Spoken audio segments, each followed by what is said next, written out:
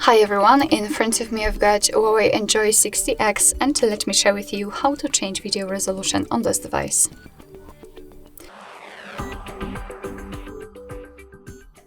So first of all, we have to enter the settings. That's not true. We have to enter the camera, and here it does not really matter on which mode we will be. Currently we are on the photo mode. We do not have to switch to the video one because all of the settings are gathered in the one place. So let's enter the settings in the right upper corner, and as you can see here we've got the video section and the resolution is at the top.